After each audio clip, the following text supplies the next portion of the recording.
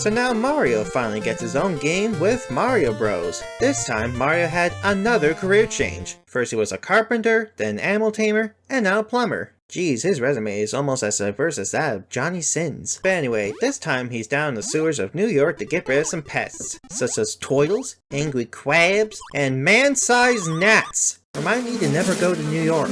You do this not by jumping on them like you would in later Mario games, but by first jumping into them from underneath, and then you run into them to kick them to the curb. In each phase, as the game calls them, you defeat up to half a dozen enemies this way before moving on to the next phase, but it can be kinda hard to do this in a number of ways. Firstly, the controls. Not only do you have to commit to jump arcs like in the previous games, but you basically have ice physics. Seriously, Mario slides all over the place like it's plumbers on ice. I know we're in the sewers, but the floors can't be that nasty. Also, apparently if you take too long, fireballs start spawning in, and when there's one last enemy in each phase, they suddenly remember they have a bag of cocaine in their back pocket and take a quick sniff. They also do this when they get back up after being knocked down, so be careful of that. You do have a special power-up right down here to help you though, the POW block. Basically a kind of screen nuke that knocks every enemy on their backs. However, you can only use this 3 times per game, so you better hope you don't use this accidentally. Yeah, shit.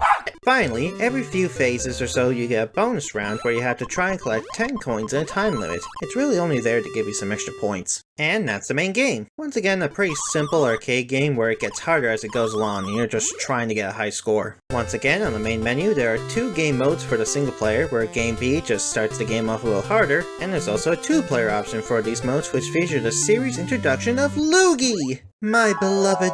And basically you compete on the same screen to see who can rack up the highest score. But apparently you can push each other around, which could lead to some funny setups. I sure wish I had some friends to play this with though. And yeah, that's all there is to Mario Bros. It can be good multiplayer fun, but the slippery physics make it kinda hard to go back to, honestly. Also, I hope you like seeing the same layout over and over and over again, cause aside from some color changes, every phase looks exactly the same. No exaggerating. So because of all that, I think this game deserved the C rank. Not a very good start, Mario, but I know you'll do better next time.